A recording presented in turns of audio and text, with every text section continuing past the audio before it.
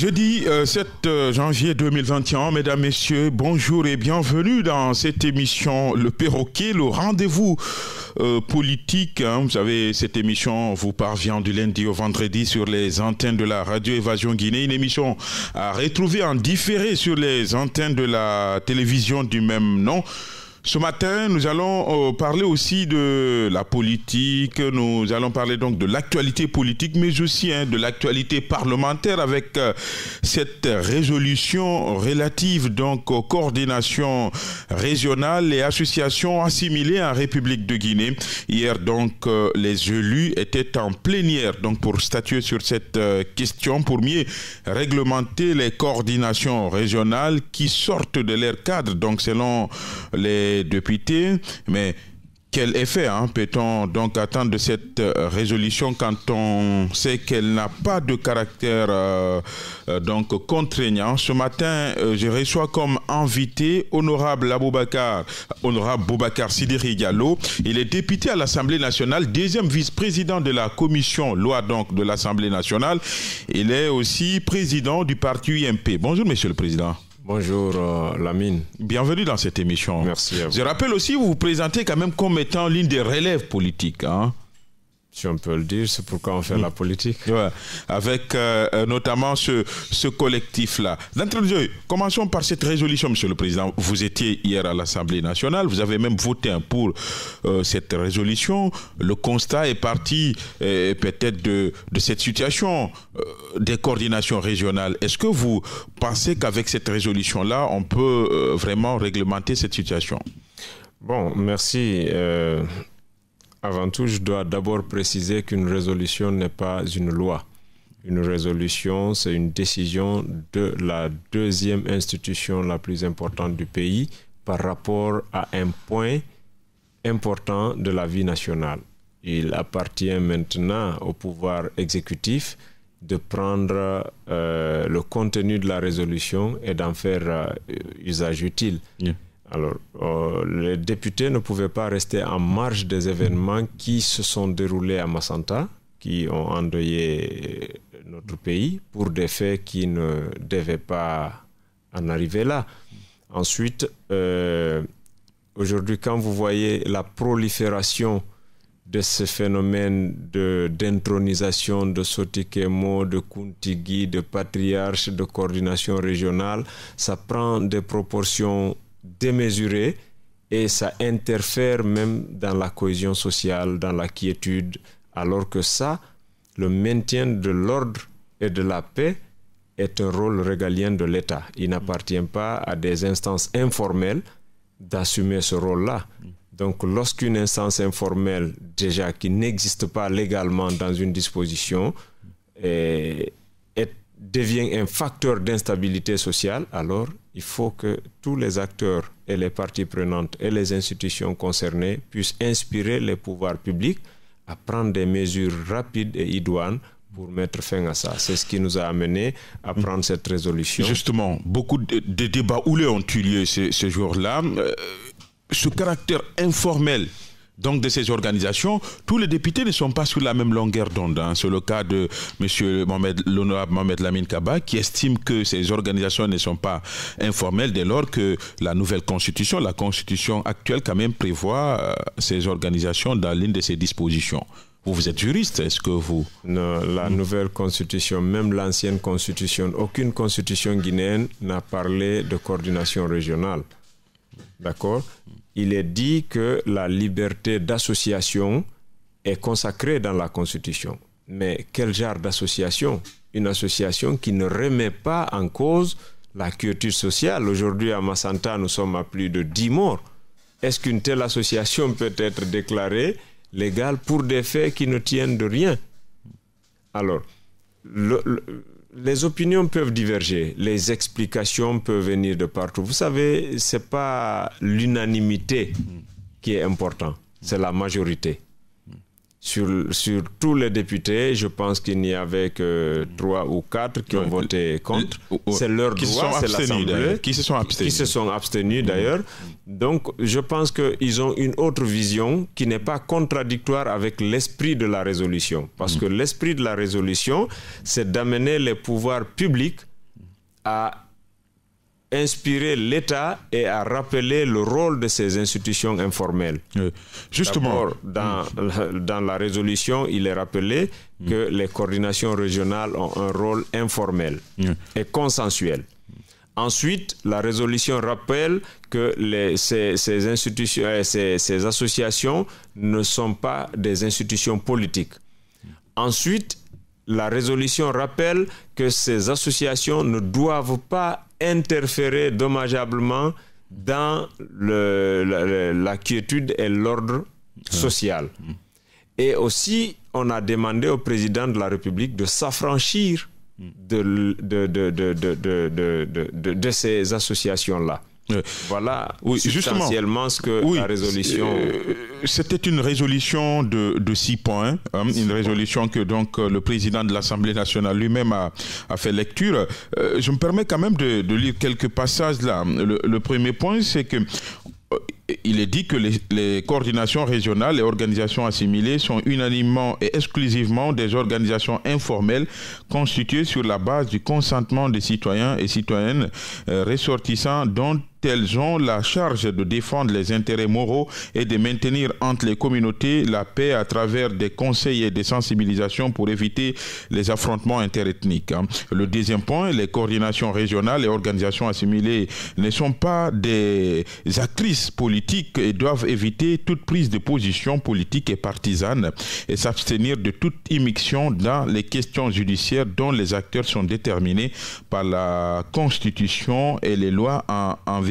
Mais le sixième point, le chef de l'État devrait complètement s'affranchir de l'implication des coordinations régionales et des organisations assimilées dans les affaires courantes de l'État, la formation du gouvernement et les nominations aux hautes fonctions administratives pour éviter de leur part toute prise de position hégémonique. Finalement, il y a le chef de file de l'opposition qui a pris la parole à l'Assemblée là-bas, qui estime que, dans une large mesure, le président Alpha Condé est responsable de cette situation. Est-ce que vous êtes d'accord avec lui? D'accord. D'abord, quand vous dites le chef de file, non, le député Elhadj Mamadou Sylla. Elhadj Mamadou Sylla, que j'aime bien, que je respecte, mais ce n'est pas le chef de file de l'opposition. Alors, nous y reviendrons longuement. Voilà. Donc, oui, parce que ce que Elhadj a dit, il a tout à fait raison. Cette situation de coordination a profité au vieux parti. Quand vous prenez la Basse-Côte, on sait qu'elle était, l'UFR a bénéficié en large mesure du soutien de certains qui se réclamaient être des Kuntigui de la Basse-Côte.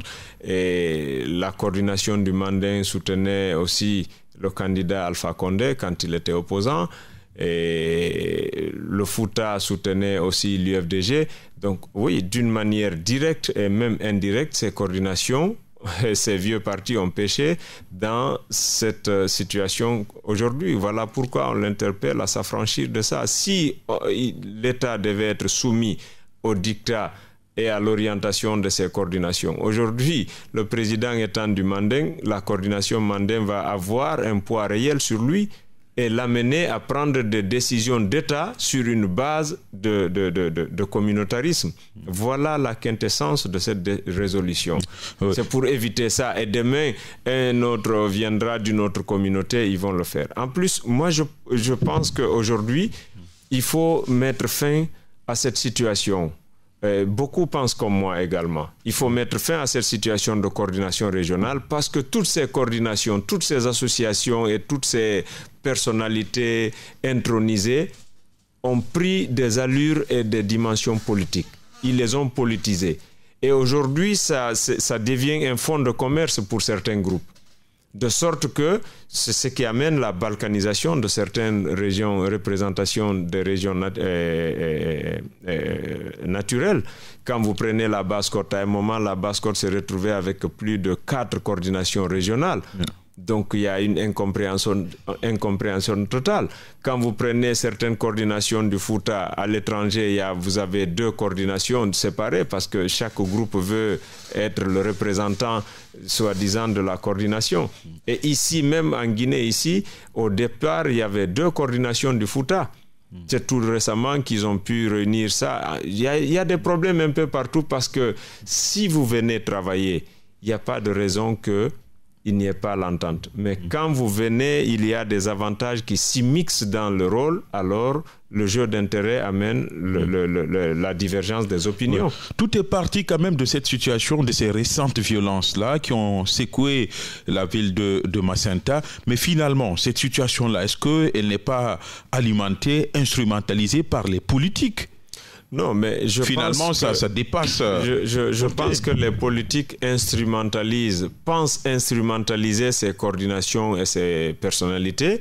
Et les personnalités-là aussi pensent tirer bénéfice de ces politiques. Chacun a besoin de l'autre.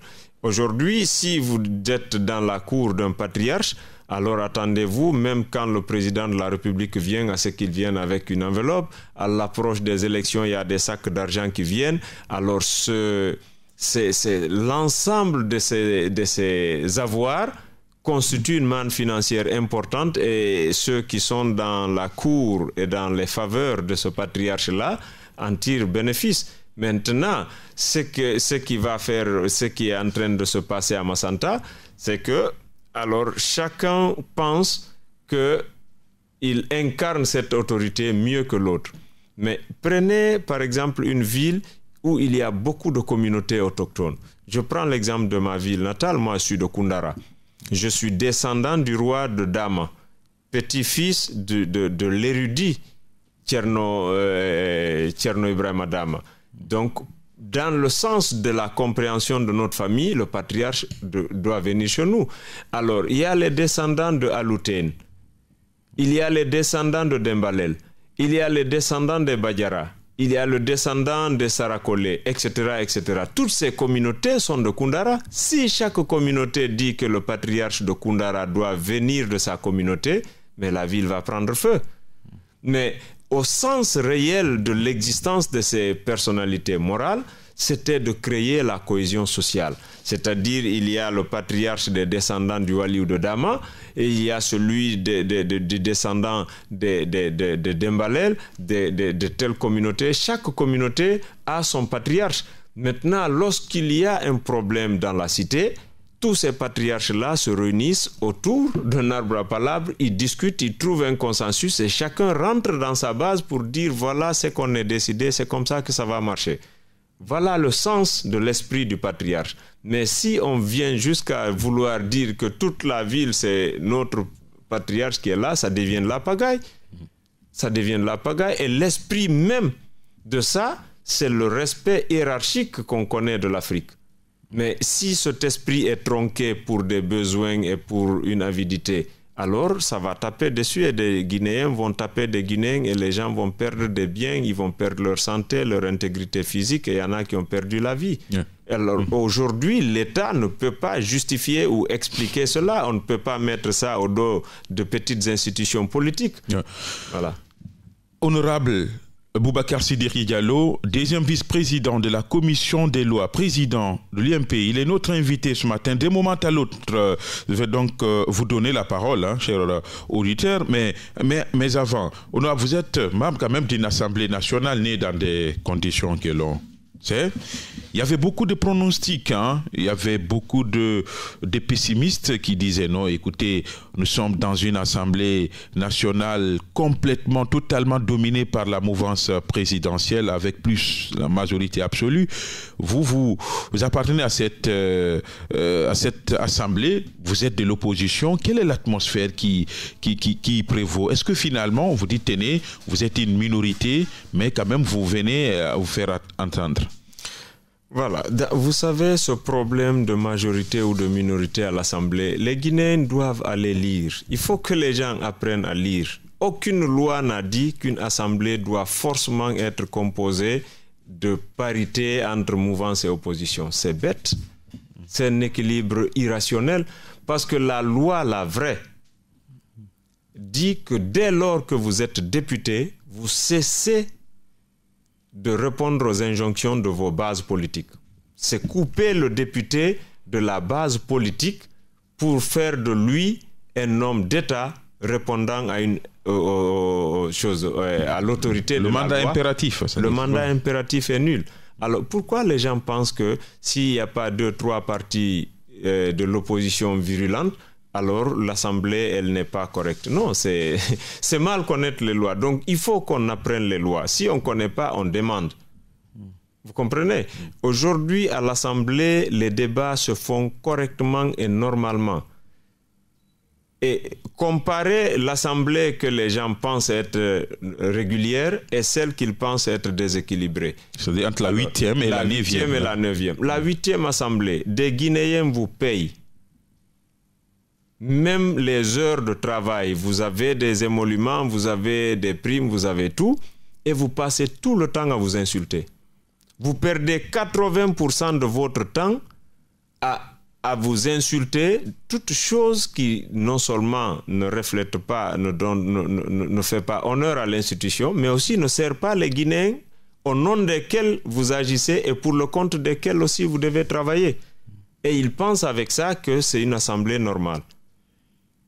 Elle n'a fait aucune loi de règlement, elle n'a fait aucune enquête parlementaire, ils ont voté des lois même qui violaient l'esprit de leur propre constitution que l'institution a rédigé et ils pensent qu'ils sont une assemblée normale parce qu'il y avait plus d'opposition. Non, je dis non. Aujourd'hui, cette assemblée-là, elle travaille. Aucune loi n'est taillée sur mesure. Aucune loi n'est faite pour Amara ni pour Zaoro. Quand une loi est là, quand elle doit s'appliquer, elle s'appliquera à tous les Guinéens. Et les débats aujourd'hui sont de telle sorte que chaque député se retrouve dans le débat s'il se donne le temps de venir assister. Parce qu'il y a la commission de fond. Pour toute matière, il y a une commission répondante. Donc cette commission constitue automatiquement la commission de fond. Cette commission de fond travaille et toutes les autres commissions ou les autres députés qui ont des compétences en la matière peuvent assister au débat. Il y a une intercommission où toutes les autres commissions sont conviées. Ensuite, c'est débattu, il y a ce qu'on appelle l'explication de vote dans les groupes parlementaires où chaque groupe parlementaire vient discuter de pour ou contre de leur orientation de vote. Et après aussi, au niveau des plénières, s'il y a des choses qui n'ont pas été dites ou faites ou comprises lors de ces différentes instances de débat, vous avez tout loisir d'exposer ça là-bas. Des questions seront posées et des réponses seront apportées. Ce que beaucoup craignaient, c'est que cette Assemblée nationale, largement dominée par le RPG Arc-en-Ciel, soit une simple caisse de résonance, où tout passe comme une lettre à la poste. Vous dites finalement, tel n'est pas le cas. Moi, je donne les éléments de comparaison. Vous savez ce qu'on appelle les contrats de prêt. C'est-à-dire quand ça vient, l'État doit avoir une concession de prêt. En principe, l'État aura déjà discuté de tous les contours et détours qui sécurisent les avantages du pays par rapport au co-contractant qui est l'étranger. D'accord? Ça peut être un autre pays ou une institution financière ou des partenaires au développement. Donc, quand ça vient, c'est juste que l'Assemblée examine l'opportunité de valider ou non le document. Mais par rapport au contrat de concession sur le Simandou, quand la convention est venue, le ministre des Mines a passé 5 heures d'affilée à répondre aux questions des députés. Ce qu'il n'avait jamais eu dans la 8e législature. Il passait même pas 4 heures de débat là-bas. Vous comprenez? Donc, et pendant ces 8 heures, ces 5 heures de débat, il est ressorti avec un ensemble de recommandations pour mieux parfaire le document. Il en est sorti content. Donc, le ministre du budget, il a passé 7 heures d'échange. Et le dernier budget, l'Assemblée avait demandé que si les chefs de département ne venaient pas se présenter et s'apprêter aux questions des députés, malheureusement, on allait être obligé de ne pas voter le budget. C'est ce qui a été fait. Parce que c'est une injonction légale, ce n'est pas nous qui les obligeons, c'est la loi qui les oblige. Donc il faut qu'ils défèrent à cette obligation. Est-ce que vous avez entendu la 8e législature exiger la présence des gens pour mieux élaborer un texte? Non. Donc, en fait, moi je pense qu'il y a eu beaucoup de laxisme dans l'ancien, mais pourvu que certains se retrouvent dedans, on pense que tout est bon. Honorable Boubacar Sidiki Diallo, il est député donc à l'Assemblée nationale et président du parti UMP. Il est notre invité ce matin. Nous allons donner la parole aux auditeurs avant de parler d'autres questions. Chef de file de l'opposition, le dialogue politique en vue. En tout cas, certains partis politiques le demandent ouvertement. Nous avons un auditeur en ligne au 661 907 907 655 907 907. Bonjour messieurs. Encore une fois, bonjour M. Barry, bonjour auditeurs et auditrices de la radio Évasion. Monsieur Sidibé Aboubacar, bonjour et bienvenue dans cette émission. Merci beaucoup et je dis bonjour à l'honorable Diallo, sans oublier l'honorable Dr Denis Soukita. Monsieur Barry, j'ai écouté l'honorable Diallo avec beaucoup d'intérêt, mais j'ai quelques questions à lui poser. Monsieur Diallo, la première question, je voudrais juste savoir, à l'Assemblée, à l'hémicycle, qu'est-ce que vous faites pour que les projets de loi, les résolutions dont vous parlez là, puissent être comprises, n'est-ce pas, par l'ensemble, n'est-ce pas, de la population guinéenne, de Conakry à Yukunkum? Qu'est-ce que vous faites? Parce que pour moi, c'est que il n'y a pas ce qu'on appelle la multiplication, n'est-ce pas, de ces résolutions-là. Les gens n'arrivent pas, seulement une portion des citoyens, n'est-ce pas, qui arrivent à comprendre. Qu'est-ce que vous faites dans ce sens-là? Ça, c'est ma première question. Maintenant, concernant les organisations, comment dire, les coordinations régionales et organisations assimilées, j'ai envie de savoir, vous avez adopté cette résolution-là. Est-ce que cette résolution a un effet de loi? Et la troisième question, c'est par rapport à comment ces patriotes-là sont remplacés. Parce que pour moi, c'est comme si le problème, au lieu d'être résolu, est plutôt déplacé. Vous avez dit que ces organisations-là sont informelles et puis elles ne doivent pas s'immiscer dans les affaires politiques. Mais d'abord, c'est comment à l'interne, par exemple, à Messenta là-bas, est-ce que vous avez cherché à savoir comment ces patriotes doivent se remplacer, quoi? Ouais. Est-ce que vous avez cherché à savoir ça? Oui, avant de faire quoi que ça soit. Oui, merci à vous. Merci à vous, monsieur, de nous avoir appelés dans cette émission. Il a posé 3 questions, c'est beaucoup. Il y a un auditeur qui est en ligne, il va garder la ligne. On va prier donc, monsieur le président, l'honorable d'être bref dans ses réponses. La deuxième, est-ce que la résolution a un effet de loi? Non, la résolution n'a pas un effet de loi. La résolution, c'est pour permettre au président de savoir quelle est la position des représentants du peuple face à ce problème-là. Et il lui appartient de prendre la décision finale parce que c'est lui qui est le garant de la cohésion sociale. D'accord. L'autre question, c'est bien de voter des résolutions, c'est bien de faire des lois, de vulgariser. Alors, merci. Moi, je pense qu'il y a une radio parlementaire qui d'ailleurs transmet les débats en plénière en direct. Mais qui ne couvre qu'une partie de Conakry, pas toute la République. Maintenant, l'autre chose, il y a ce qu'on appelle la loi d'accès à l'information publique, que nous-mêmes nous avons voté et adopté. Donc n'importe quel citoyen qui a besoin de savoir n'importe quelle chose, il peut se référer, il peut faire appel à cette disposition pour demander à l'administration publique une information par rapport à ce dont il a besoin. Mais ce n'est pas suffisant. Et je pense qu'aujourd'hui, il y a le département de digitalisation de l'Assemblée, où on va mettre toutes les plateformes de communication. Et bientôt, ça va être lancé. Le président de l'Assemblée y tient fermement et il a mis tous les moyens et il a mis des équipes compétentes pour en arriver là. Donc, autant ils sont en train de vous suivre ici dans les médias, autant tout sur l'Assemblée sera vu sur toutes les plateformes de communication. Il faut expliquer ça aussi en langue. Que nos lois soient expliquées en langue. L'appropriation, ça va avec tout.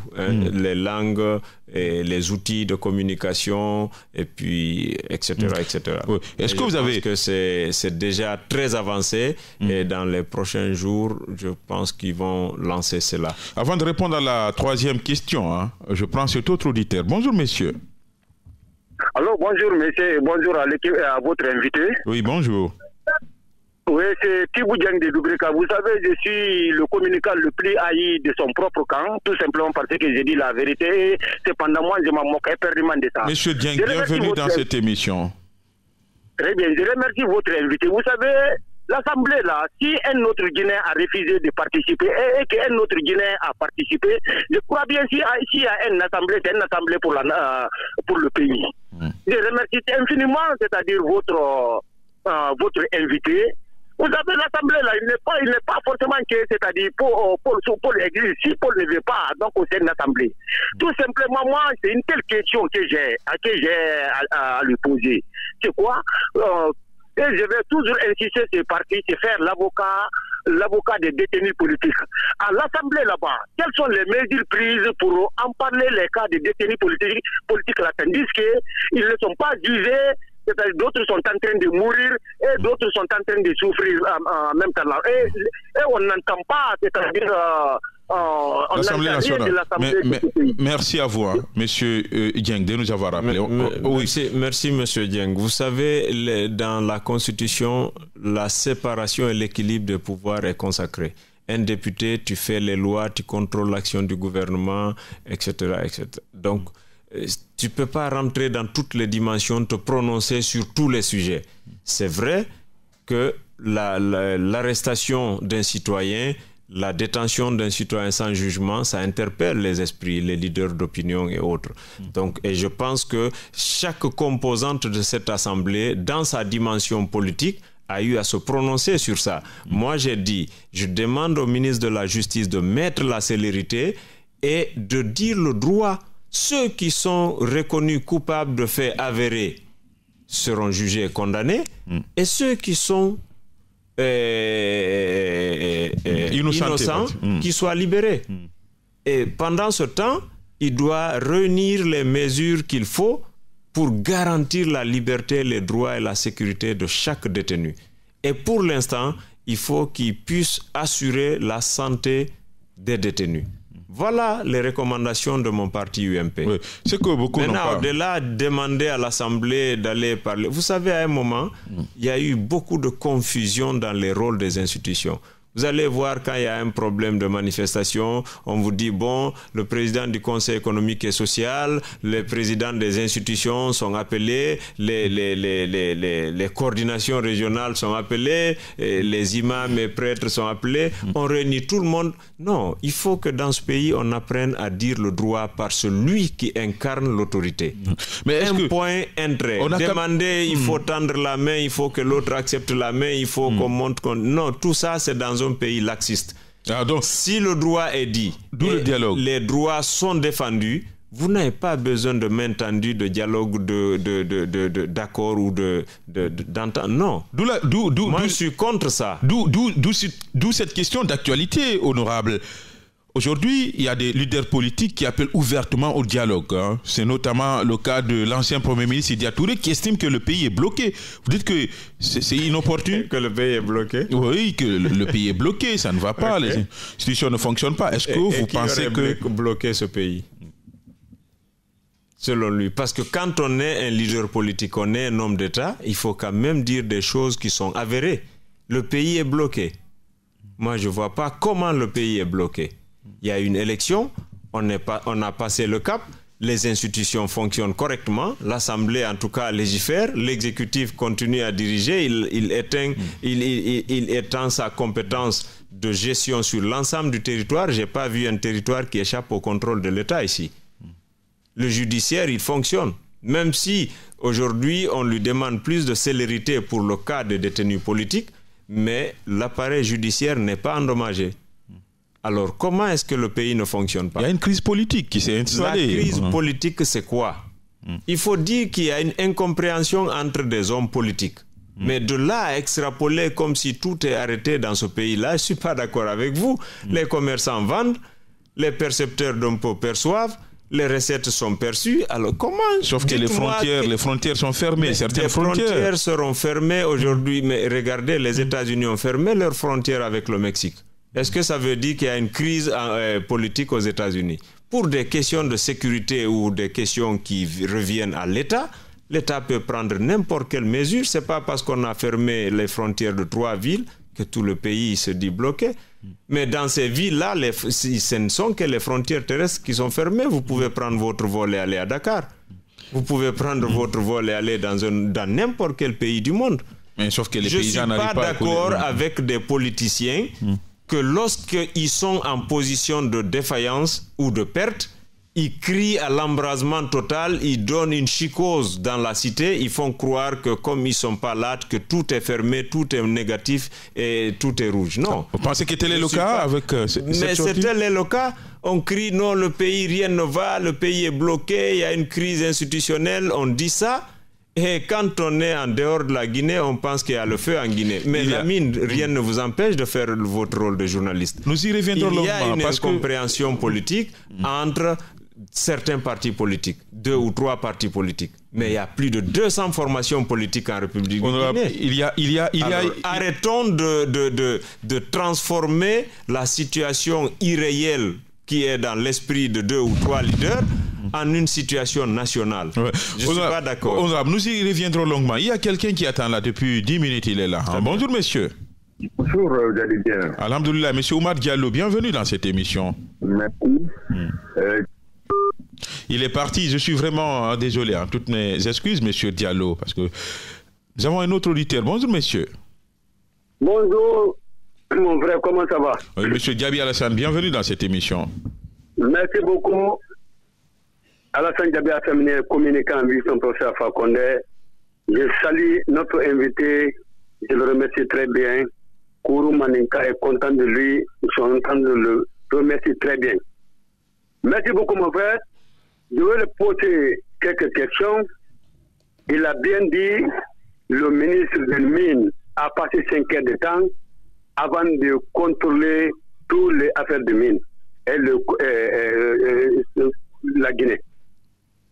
Moi, ce que je vais poser, est-ce que, comme ils sont de députés, il a parlé le 8e législatif et le 9e, et ils ont posé des questions et que le 8e n'a pas posé. Ils sont en train de travailler et que le 8e n'a pas travaillé. Un État, c'est continuité. Un Parlement, c'est une continuité dans le pays. Est-ce que les contrats qui sont signés au temps de l'ancien Conté, l'affaire de Guinée, l'affaire de Mont-Simandou, l'affaire de Filia, qu'est-ce qu'ils sont parlés dans ça? Il n'a qu'à voter pour qu'on puisse vérifier le dossier là, réclamé. Je le pose la question là. Est-ce qu'ils sont en train de faire? La deuxième question. Oui, très rapidement. Ok. La deuxième question. Est-ce que Alpha Condé a parlé de correction, le détournement bien de l'État? Est-ce qu'ils sont en train de prendre la décision pour avoir voté pour ça? Merci à vous. Nous demandons le député de faire travailler, contrôler l'affaire de l'État. Merci à vous. La main dessous. Merci à vous, monsieur. Il y a un autre auditeur. Bonjour, monsieur. Fatigable, bonjour. Monsieur Silla, bienvenue dans cette émission. Merci, mon cher ami. Voilà, malheur de la Guinée, le pays n'est pas bloqué. Parce qu'aujourd'hui, tu prends 15 millions par mois. Un préfet qui n'est même pas député. Quelle honte nationale. Monsieur Paris. Mais, monsieur, oui. Quelle est votre question finalement? Il n'y a pas de souci, mon cher monsieur Barry. Monsieur Barry, au lieu d'attaquer les coordinations, parce que j'ai vécu beaucoup de pays sous-région. Mais pourquoi ensemble, pourquoi ils ne sont pas votés pour diminution des prix des loisirs? Qui va par exemple, aujourd'hui, 800 000 et 1 million. Est-ce que votre rôle, c'est vous ne pas voter pour diminution de ça? Les prix carburant est cher, les prix loyer est cher, les prix de transport est cher. Deuxième question, je voulais demander à votre invité, parce qu'il a dit que le pays n'est pas bloqué. Il y a de certaines communes qui sont militarisées par les armées guinéennes. Il n'y a aucun pays du monde qui, si ça va c'est bloqué ou bien ce n'est pas bloqué. La deuxième question, je voulais demander... Oui, merci à vous, monsieur Silla. On va répondre à ces questions-là avant de... Parce qu'il y a un autre auditeur qui va garder la ligne. Oui, monsieur. Voilà, on va commencer par cette dernière question, si vous voulez. Bien, c'est bien de voter des lois. Le prédécesseur a dit que les contrats, autant de compter sur les mines, est-ce qu'on a fait un droit de regard? Mais ce que je voudrais lui dire, de se rassurer qu'aujourd'hui, l'avancée dans le milieu des mines est significative. Aujourd'hui, la Guinée produit beaucoup plus, c'est ce qui justifie que 68% de notre budget vienne des mines et c'est ce qui fait que le fonctionnaire guinéen est payé les 27 et 28 du mois, chaque mois. Au moins, même si c'est peu, mais ça ne retarde pas. Donc il y a une expansion. Ensuite, il y a beaucoup de sociétés qui bénéficient de sous-traitance et autres. Ça fait vivre des Guinéens et il y a aussi l'impact des mines sur les communautés locales. Ça a commencé cette année avec cette histoire d'Anafik où on met 15% des revenus sur les communautés locales et je pense que dans le futur, les gens vont bénéficier de l'impact réel sur les mines. Ensuite, il a demandé de contrôler les affaires de l'État et je pense que le président a dit qu'il va gouverner autrement. On attend de voir comment est-ce qu'il va gouverner autrement. Il a même promis de faire une conférence de presse pour expliquer ça. Donc, je pense que les Guinéens comprendront quelle est la vision qu'il a. Alors, Doyen a parlé de la loi sur les loyers.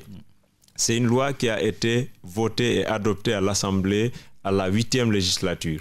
Qui a été proposée. Hein. Il y a eu beaucoup de détractations, mais la loi n'a jamais été votée. Il y a eu même... j'ai discuté avec un de mes confrères députés il y a 2 jours, parce que je m'intéresse essentiellement à cette loi. Aujourd'hui, vous voyez quelqu'un vous demander une avance de 5 ans, ce qui est complètement fou. Ou bien on vient pour un petit appartement, on vous demande $1 500 et à payer en dollars. Alors que nous sommes en Guinée et la monnaie locale, c'est le franc guinéen. Donc il faut que ces pratiques cessent, mais il faut que ce soit dans le cadre d'une loi. Et ça, on est en train de travailler. Je pense qu'on va revoir la loi sur les loyers et pour pouvoir tenir compte du niveau de vie du Guinéen. Maintenant, si vous avez votre bâtiment, vous voulez le louer aux Martiens, vous êtes libre à vous, mais dans des proportions qui doivent respecter les normes de la République. Et il a parlé de militarisation de certains quartiers, comme pour dire est-ce que le pays n'est pas bloqué.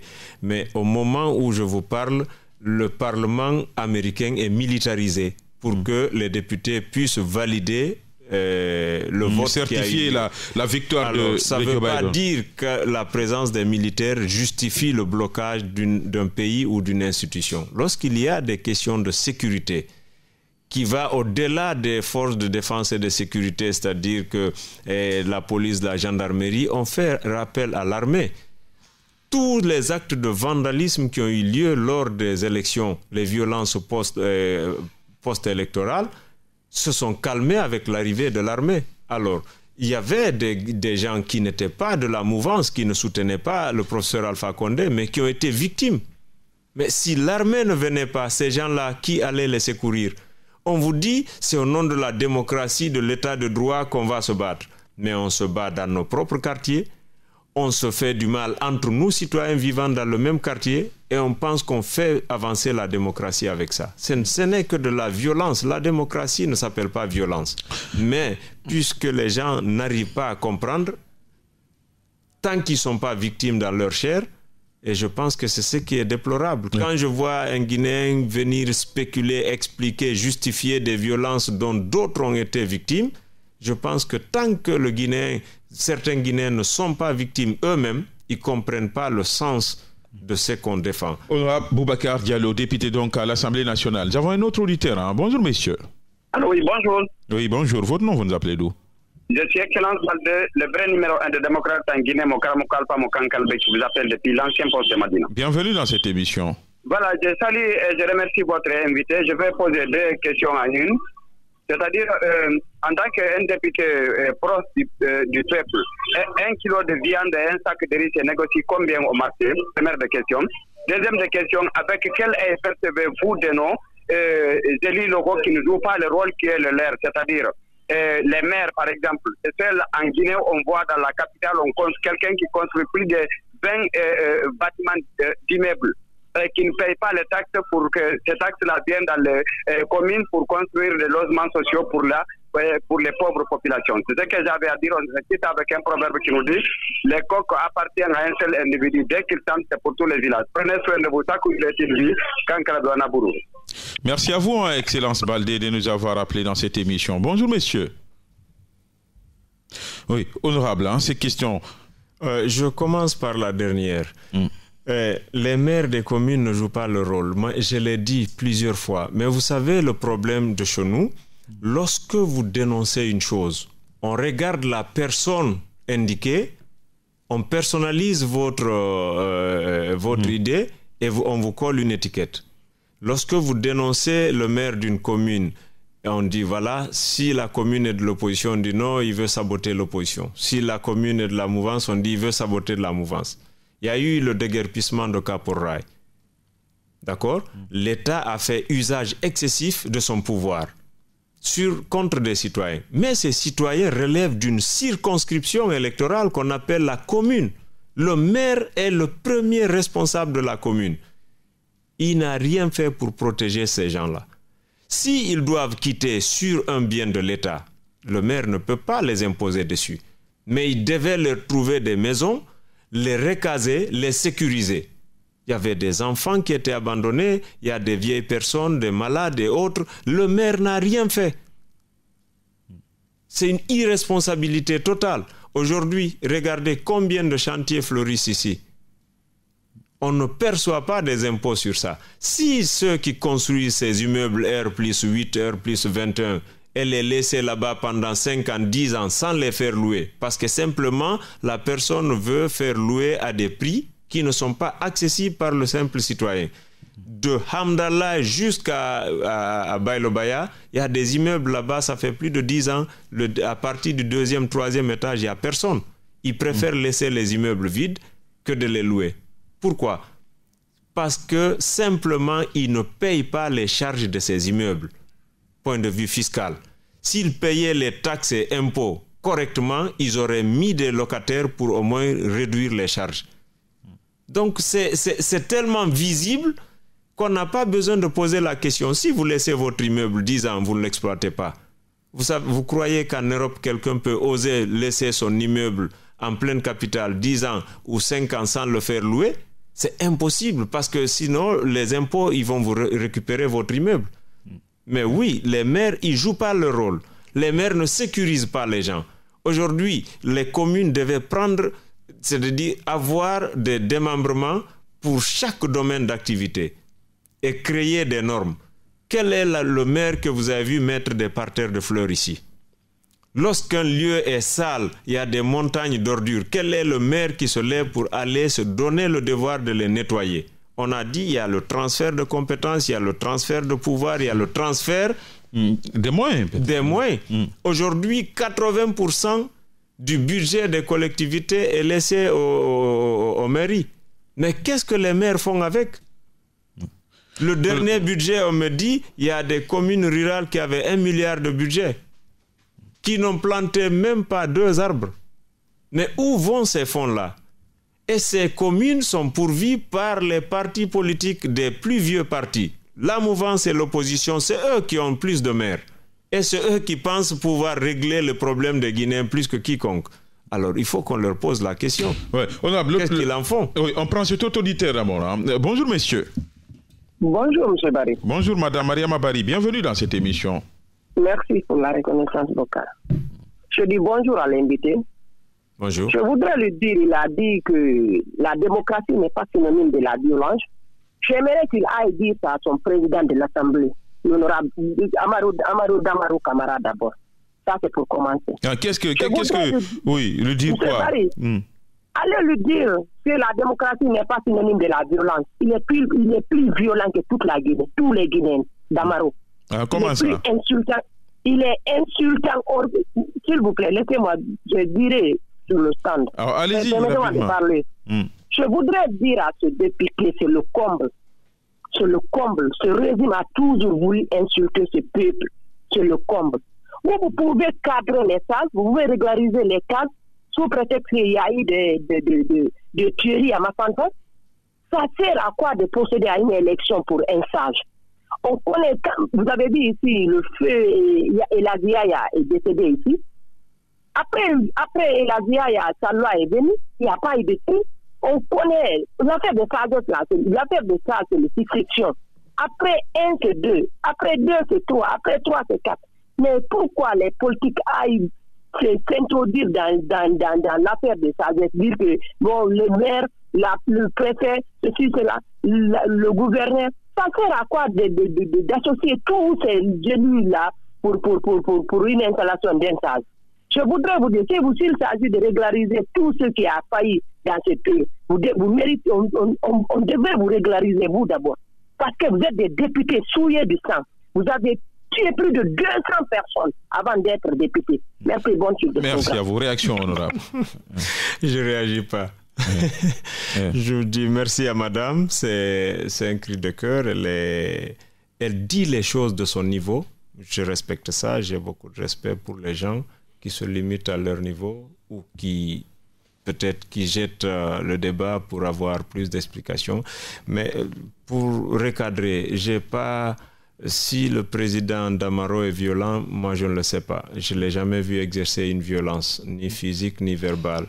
D'accord? Il dit ses opinions et il n'y a pas de délit d'opinion en République de Guinée. Alors si certains en souffrent, malheureusement on ne peut pas faire autrement que de respecter nos lois. Deuxièmement, lorsqu'elle dit qu'on est sur le sang des Guinéens, alors là, madame nous a accusés parce qu'elle ne connaît pas l'histoire du pays et je pense qu'elle n'est pas informée. Sinon, les leaders qui ont appelé les gens à sortir dans la rue, à la suite de quel appel il y a eu des morts d'hommes, du sang versé, ces leaders sont chez eux, leurs familles sont à l'étranger. Mais madame doit au moins respecter ce qui est évident. Elle sait quels sont les leaders qui ont appelé les Guinéens à sortir. Elle sait suite à quoi ces Guinéens sont morts. Et où est la famille de ces leaders? Où sont ces leaders? Eux, ils sont protégés. Leurs familles sont à l'étranger en protection. Et madame pense que moi qui ai appelé mes militants à aller voter et à rentrer chez eux en toute sécurité et qui a gagné les élections par cet effort-là, que je suis sur le sang des Guinéens.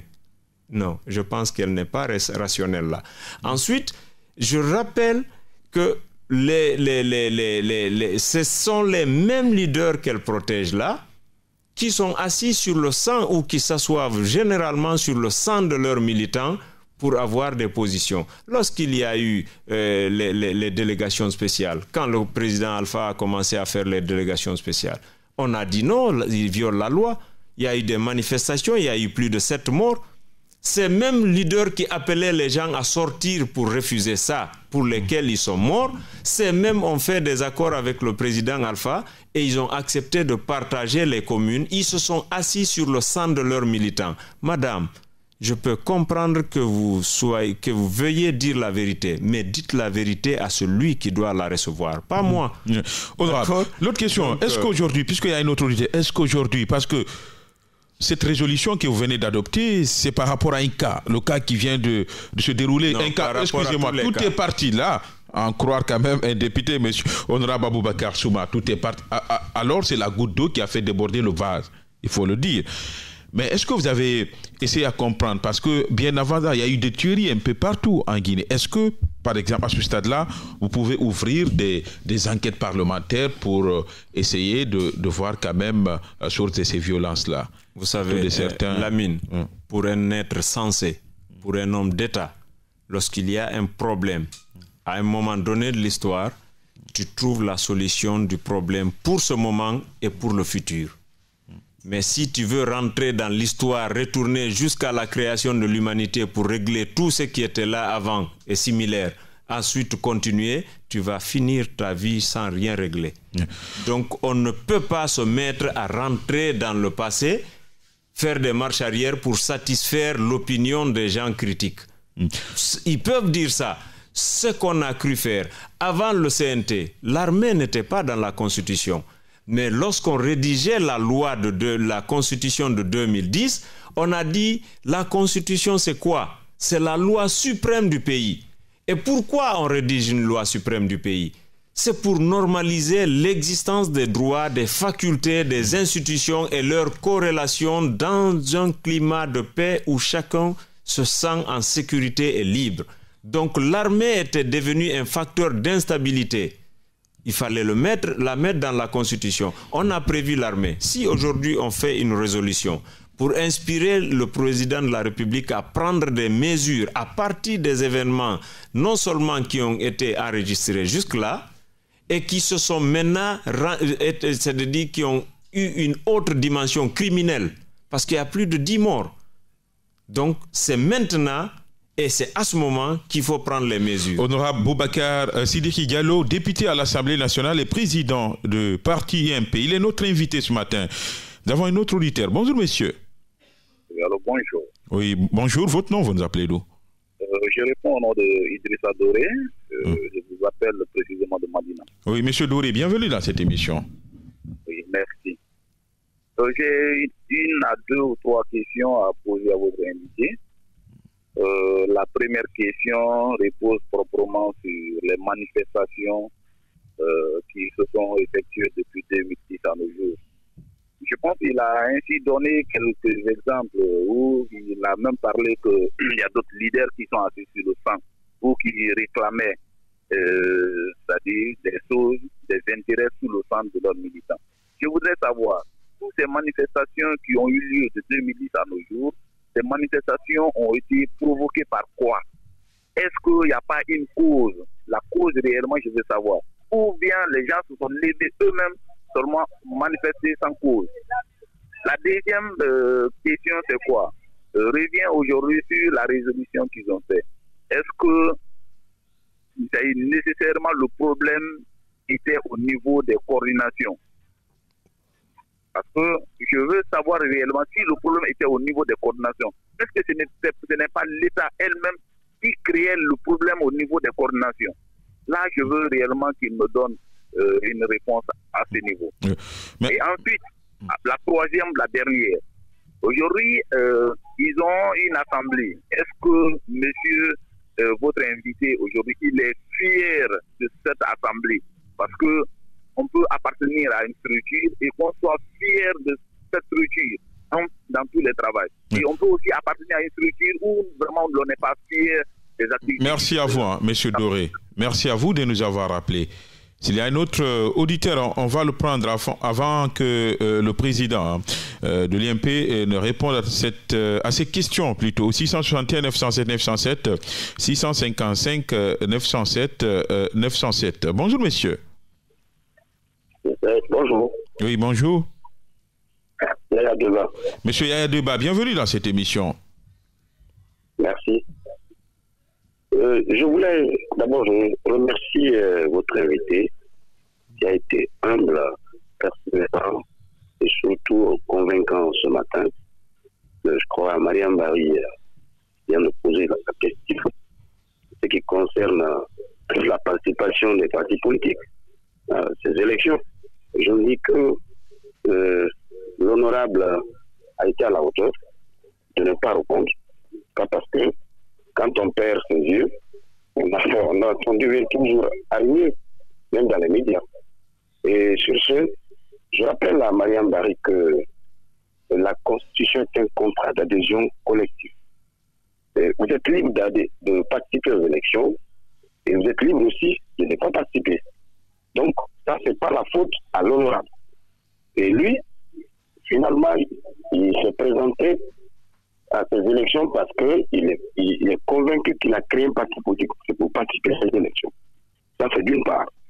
D'autre part, je rappelle que on est attaché aux valeurs sociales et culturelles qui fondent une nation. Et de nos jours, nous sommes profondément, n'est-ce pas, attachés aujourd'hui à l'égalité constitutionnelle, aux institutions démocratiques instaurées à travers, n'est-ce pas, des élections libres et transparentes. Et c'est ceci dit que aujourd'hui, c'est ce qui a fait que la voix du peuple, c'est la voix de Dieu, que ces électeurs ont voté.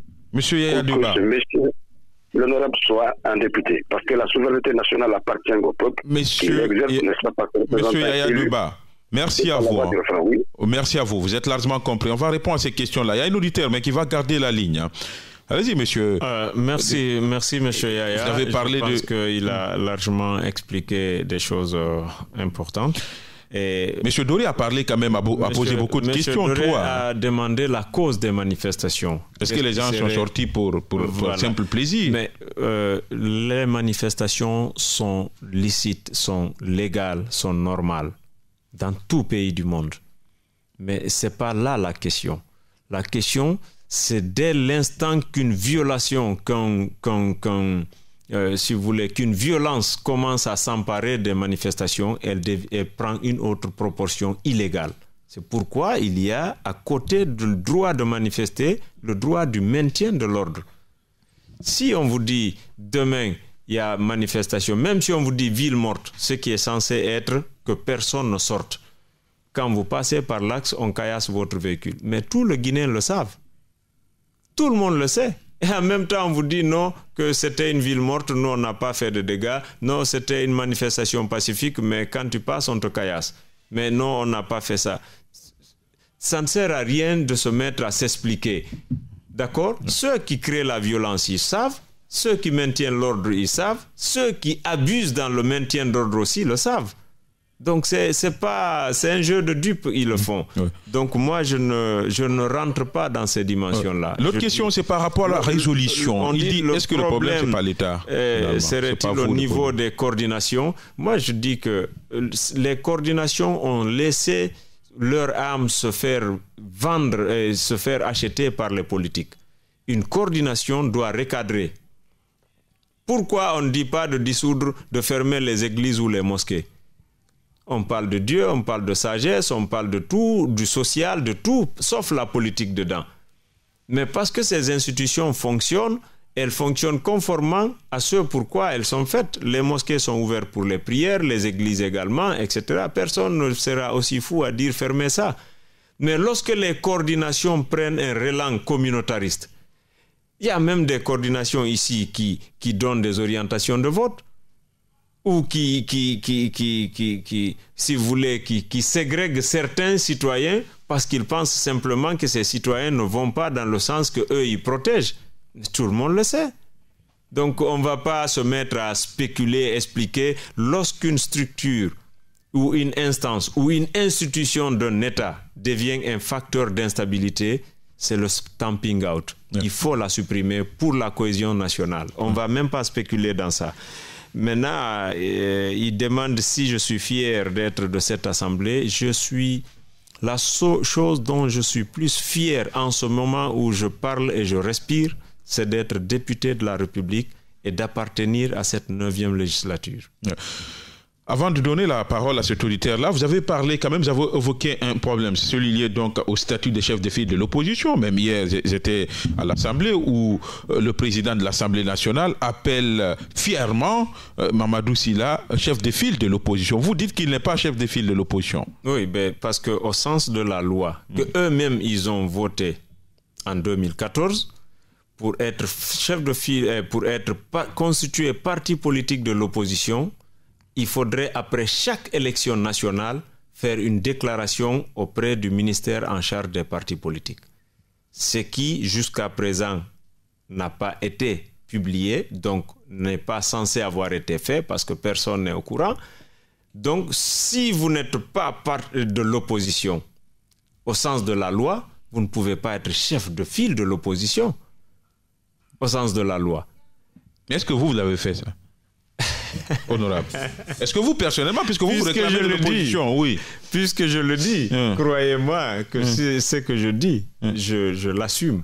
Donc, aujourd'hui, il appartient à M. Mamadou Sylla de vous donner, vous, la presse, la preuve qu'il a fait sa déclaration devant le ministère de l'administration du territoire pour être reconnu légalement opposant, et les membres du cabinet aussi qu'il a créé, parce que chaque membre est issu d'un parti politique. S'il doit se réclamer du cabinet du chef de file, il doit avoir le titre et la qualité d'opposant. Et aujourd'hui, même l'UFDG, à notre connaissance, n'a pas fait ce dépôt depuis après les dernières élections présidentielles. Donc il n'y a pas d'opposition actuellement. Aujourd'hui, en République de Guinée, tout le monde est mouvance. Personne n'est parti politique de l'opposition pour n'avoir pas déféré à cette injonction légale. Et je mets au défi toute personne qui dit le contraire sans avoir fait la déclaration. Donc c'est le seul problème, hein, le statut des chefs de file de l'opposition. C'est pas un problème, c'est une procédure. Si elle n'est pas respectée, vous n'avez pas la qualité. Donc c'est le seul hic. Mais c'est tout le hic. C'est pas le seul hic, c'est tout le hic. Parce que ça met à l'eau tout ce qui est devant. L'effet d'un acte nul, vous savez en droit c'est quoi? L'effet d'un acte nul, c'est qu'il est censé n'avoir jamais existé. Même s'il a produit un bateau. C'est-à-dire que quand vous commencez un acte qui est nul, même s'il a produit 1000 autres choses devant la loi, toutes ces choses sont nulles. Et de nul effet. Donc l'UDG n'est pas un parti politique légalement de l'opposition, donc son président ne peut pas être le chef de file de l'opposition et personne ne peut le déclarer tant qu'il n'a pas fait la déclaration auprès du ministère. Un point, un trait, et c'est la loi. Donc le président de l'Assemblée doit arrêter de l'appeler chef de file de l'opposition. Il lui appartient de garder ses opinions, mais ce que je vous dis, c'est ça la loi. Cette dernière question, est-ce que vous estimez qu'il y a opportunité de dialoguer aujourd'hui comme l'estime Sidya Touré de l'IFR Moi, si je suis le conseiller juridique du président, je lui dirais appliquer la loi, respecter les droits des Guinéens dans leur moindre centime et continuer à la gestion de l'État comme ça. Dialoguer, faire des tables rondes ou la main tendue, tout ça, c'est des losers qui ont tout perdu et qui veulent tirer au moins le minimum qu'ils puissent avoir à travers des accords politiques pour avoir une certaine stabilité, un certain confort parce qu'ils ont tout perdu. Ils ont tout essayé, ils ont tout perdu, maintenant ils veulent tendre la main pour avoir au moins quelque chose. Ce n'est pas une façon, il faut qu'on sorte de là. Respectons la loi, pourquoi on a besoin de tendre la main ou de dialoguer? Éventuelle formation d'une équipe gouvernementale, est-ce qu'il faut reconduire cette équipe de Kachori ou bien il faut la congédier? Le président est libre de... Si on demandait votre conseil. Si on demande mon conseil, je dis que le président, il a le décret, la loi lui l'autorise, la constitution lui donne à lui seul le secret de prendre la décision, mais je veux qu'il prenne la bonne décision. Laquelle, pour vous, quelle est la bonne décision? C'est-à-dire que gouverner autrement, pour moi, c'est de créer une situation si vous voulez, de contrôle constant des membres de son gouvernement. J'ai refusé de voter favorablement pour le volet recette de la loi des finances. Parce que simplement, dans des départements ministériels, les ministres bloquent des projets porteurs de croissance pour des faits de corruption. Et moi, je ne peux pas représenter le peuple, soutenir le président, qui même est l'élu du peuple. Il crée un instrument qui est le gouvernement pour aider ce peuple à répondre à ses besoins et que cet instrument vole notre esprit et que je soutienne ça. Vous comprenez? Mais les gens tombent dans la démagogie. Pour eux, quand tu es opposé au gouvernement, tu es opposé au président. J'ai rien à cirer dans cette interprétation. Je soutiens le président. Quand je vois un des membres de son gouvernement le voler, je dis, monsieur le président, ce département, il te vole, il te trompe. Voici, et je donne les faits. Voilà. Merci à vous, monsieur honorable Boubacar Sidiki Diallo. Je rappelle que vous êtes deuxième vice-président de la commission loi de l'Assemblée nationale et président du parti UMP. Merci d'avoir accepté de répondre à notre invitation. Merci, monsieur Lamine. C'est la fin de cette émission. Ce matin, les opérations techniques ont été conduites côté radio par Mohamed Kamara. Les caméras ont été tenues donc par Mohamed Sangaré. Merci à Vabako Ivogui qui monte cette émission. Merci également à la régie. On se retrouve demain, Inch'Allah, pour un autre numéro. D'ici là, passez un excellent moment en compagnie du reste des programmes du groupe Évasion Guinée. Au revoir.